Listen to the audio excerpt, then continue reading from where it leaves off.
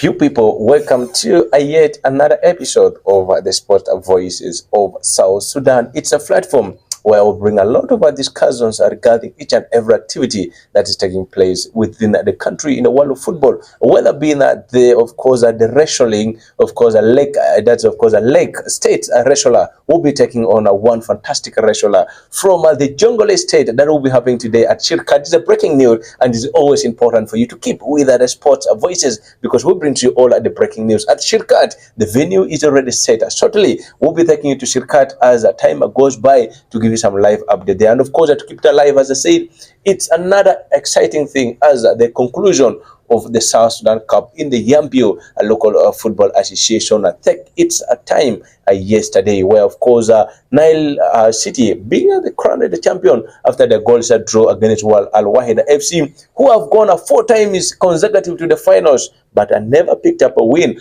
losing it by 5 goals to 4 on a penalty spots. A very, very exciting, and of course, Nile City will be taking part in representing the South Sudan, of course, in the National League and the South Sudan National Cup. 2 different occasions with the Yambion Giant and Nile City. Yes, of course, still I'm with Moses here and talking about the success of Nile City. Yes, Moses, Nile City is one team that we have witnessed last season. They were here, very, very exciting, of course, featuring teams such as Lion Hunters of Yei.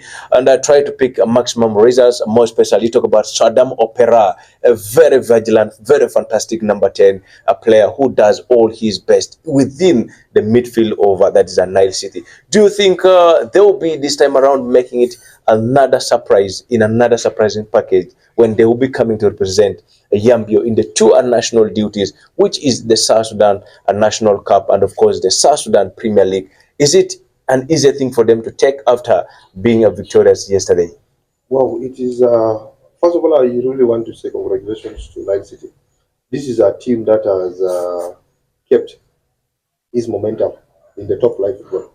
They have really shown to people that they can do it. But now the question here is in terms of the support.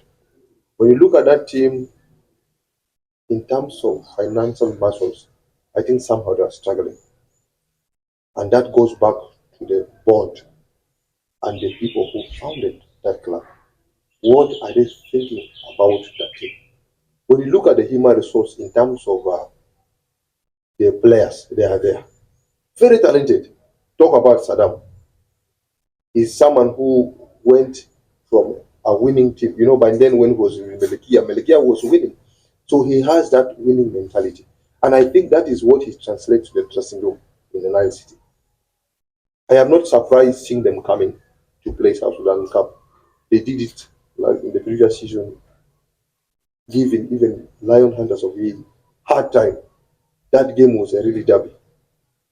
So my question goes back to what are the owners of the team really having in terms of their strategic plan? What are they having for this team? When you look at the graph, okay, the graph can translate that they are kind of going up. But there are certain things that they need to do. They need to add other players who knows how to win such cups like South Sudan Cup. Because this is a very short period cup, you see.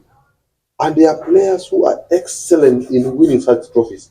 They know how to play these short-term tournaments. And these are the players that they need to add to that team to make sure that they take this crown to Yambio. This brings me to a question of course, talk about the support you mentioned about. We have last season when, of course, Nile City came to Juba. Of course, the president of Yambio Local Football Association, Joseph Dipei, and of course, some businessmen such as Africano Mande, and looking at the church by that time picked some contribution to, of course, support the revolution of Nile City from, of course, a capital Yambio to Juba. And not only the supporting part, I have this incident that always happens that each and every team that comes from the state, it finds a little bit difficult to perform in the national leagues, whether it be in the national cup, whether it be at the national league. It becomes a little bit very, very difficult. What could be some of the causes that makes this team not to perform, except a few teams that comes from the other side of the states. When you talk about Bentiu, you talk about Yambio. Yambio is not really doing so much well. Talk about Rumbeka, Gonzaga FC. I talk about whole family.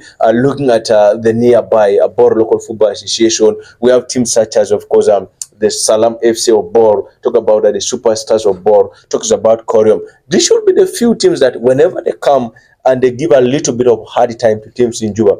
But when you look at the teams coming from Torit, teams coming from teams coming from Yambio, teams coming from, of course, the sub-local FS, except that is, of course, that's Jebel Kotain, who came and, of course, portray a very fantastic game display. They are the only one that have managed, but the rest failed to collect maximum results whenever they came to the capital to represent. What could be some of the challenges that you think resulted or contributed into the failures of them not succeeding?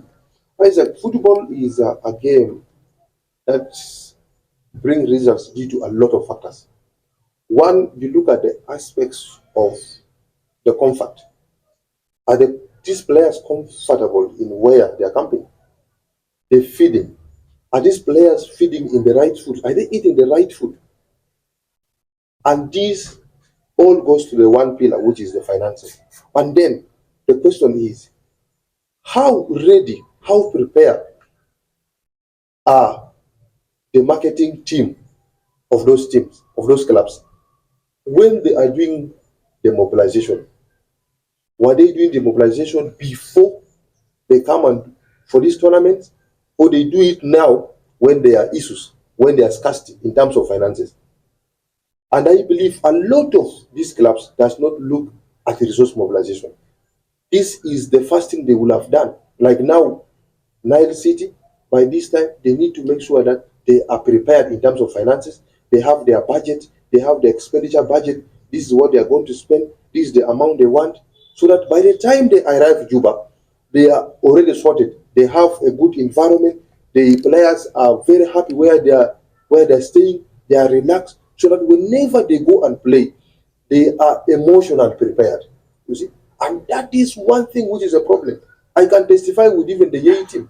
When they came here, people were struggling. You see, people were running up and down to see how this team will be fed.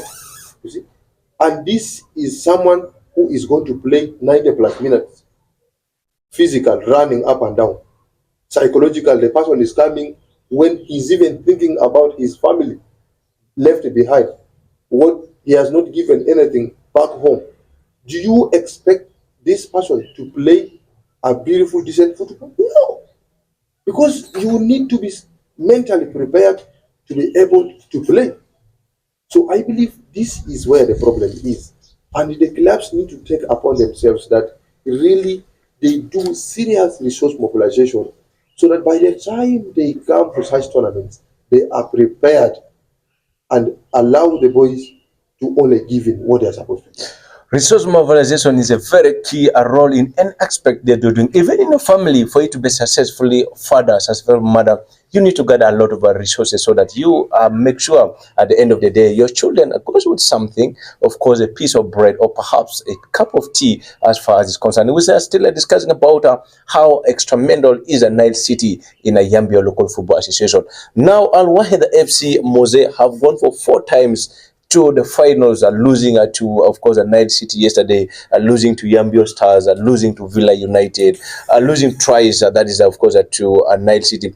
What modalities do you think they are missing out whenever they reach to final? This is a team that from the group stages until to the semi-finals plays a very fantastic football, but whenever it comes into the finals, they become a little bit of not concentrating so much. What do you think should be the other challenges that looks to be difficult for Al Wahida FC to make it through by lifting the trophy?